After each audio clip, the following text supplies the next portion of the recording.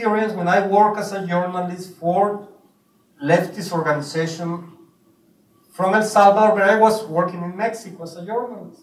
Right? And then there was a moment when I didn't agree with them, and we just split. Right? And so 2 years later, I wrote the novel, just trying to concentrate all my experiences with this Civil War and what was happening there and all the killing. And so when I sent the novel, I guess there were like 5 novels in the contest, and I won. Right? And so, you know, it's like that. And so, That's a nice kind of base. yeah. But they asked me to go to get the prize there. And I said, oh, that's bad, because there were shootings in each corner, right? You know, and I didn't want to get shot just because of literary prize. So, but, you know, I'm very responsible, so I decided to go, right? And the funny thing is that the prize, the money, the amount of money, was not even worthy of the ticket, right? And I had to pay the ticket, right? So I paid the ticket. Well, I wanted to see my mother. That was the whole stuff. And so, and I went there, and with one condition. This condition, and I talked to this priest, the one that was in charge of the publishing house. The UCA publishing house was a very heavy publishing house.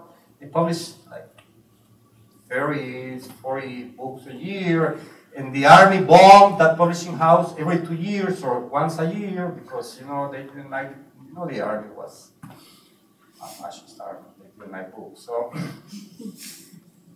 and when I went there, I just asked for one condition. I want to go, I want to receive the prize, and I will give a speech, but I don't want anyone to have read the book. Right? You give the book in that moment so I can take the plane back. And that's what I did, right? Because everybody was expecting that the book was a kind of novel, a kind of, let's say, elegy of the left, right, against the repression of these troglodytes, military that were in power.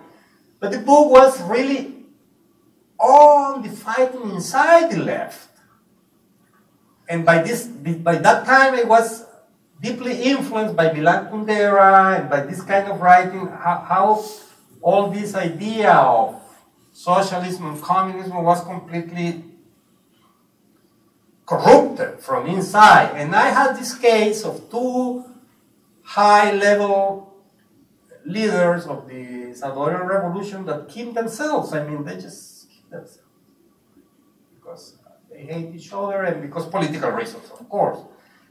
And so the novel is how this killing of these 2 symbolic leaders, because they were 64 and 60, and of course the Cubans and the Nicaraguans were around with all these conspiracies because they couldn't control them and all that stuff. But the fact is that the book, the story of the book is, or the stories of the books are based on how this killing between them affected these young people that had ideals.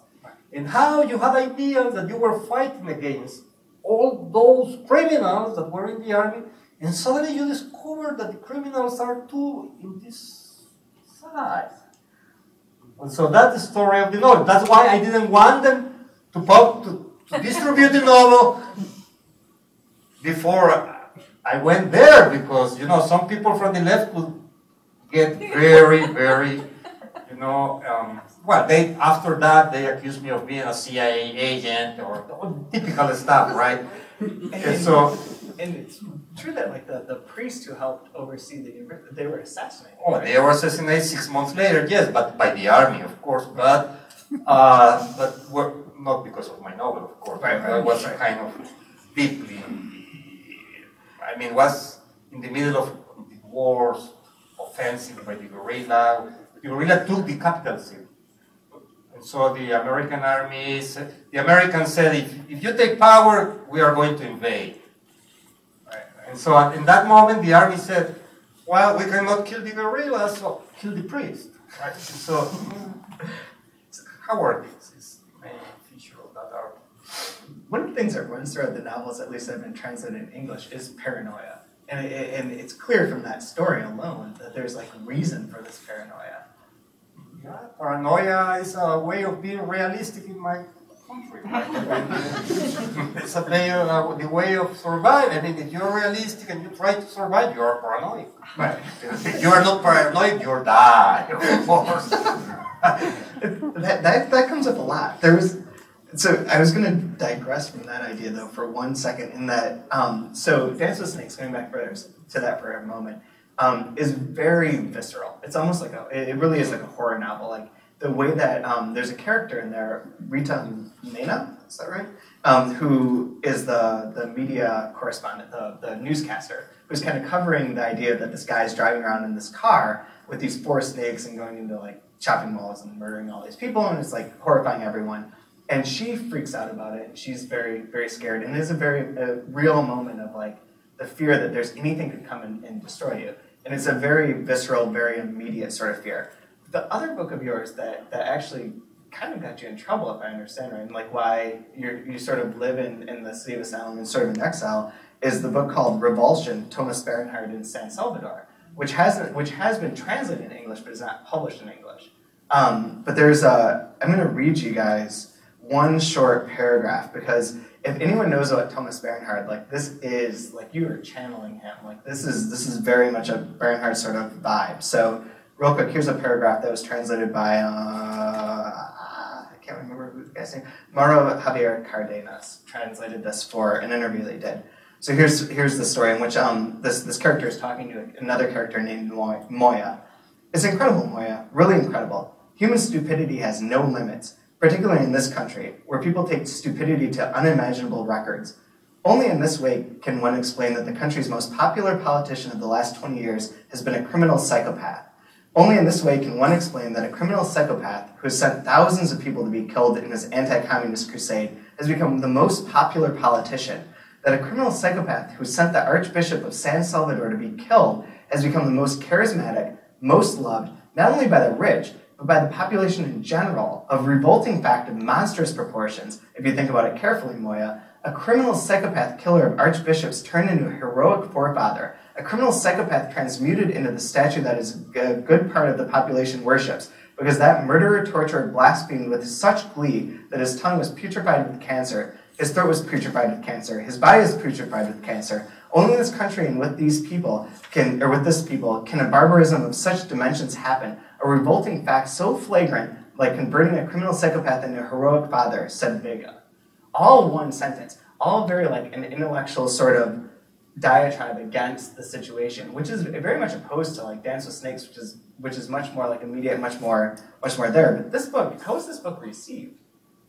Well, first of all, let me tell you that between my first novel and my second novel, that is Dance with the Snake, was like 5, 6, 7 years. So during 7 years, I didn't publish any novel, I didn't write any novel, I wrote some short stories, and I was deeply involved in journalism. And I went back to El Salvador before the Civil War finished, and I got involved in founding some couple of projects, one newspaper and one magazine.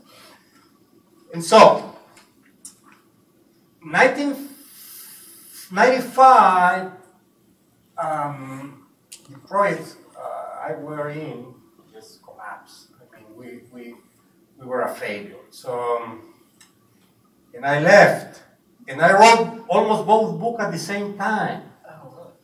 And that's the amazing stuff, because this book, they are completely different style. And I wrote this book in September, October of 1995, and I wrote the one that you read. I started the last day of that year. I mean, like 2 months later. Oh, really? Okay. Yeah.